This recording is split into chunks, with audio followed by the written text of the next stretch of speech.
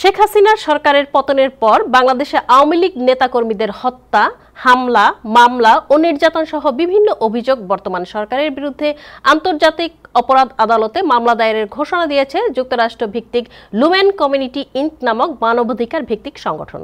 গত 25শে মে শনিবার বিকেলে জ্যাকসন হাইটসের জুইস সেন্টারে আয়োজিত এক সংবাদ সম্মেলনে এই তথ্য জানানো হয়।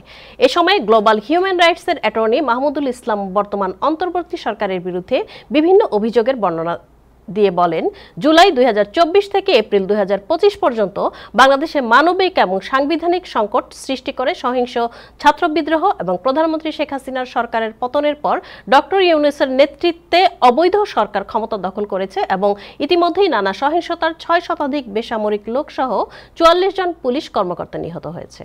এছাড়াও ধর্মীয় সংখ্যালঘুদের বাড়ি, মন্দির, ব্যবসা প্রতিষ্ঠান পুড়িয়ে দেয়া এবং বিরোধী দলীয় নেতাকর্মীদের বিরুদ্ধে মিথ্যা মামলা দায়ের সহ গ্রেফতারের ঘটনা ঘটেছে বলে অভিযোগ করেন। সংবাদ সম্মেলনে যুক্তরাষ্ট্র আওয়ামী লীগের কয়েকজন নেতাকর্মী উপস্থিত ছিলেন।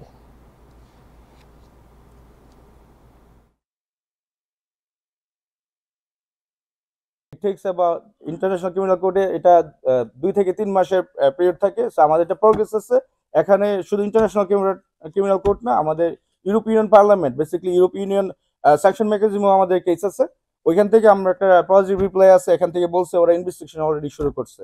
তো আমার এভিডেন্স গুলো ওরা বলতেছে যে এভিডেন্স গুলো দেওয়া হয়েছে এখানে, তো ওরা বলতেছে যে ওরা এখন ইনভেস্টিগেট করে দেখবে এন্ড ফার্দার ওরা এটা নিয়ে ফার্দার ওরা স্টেপ নেবে যখন ওরা প্রুফ পাবে।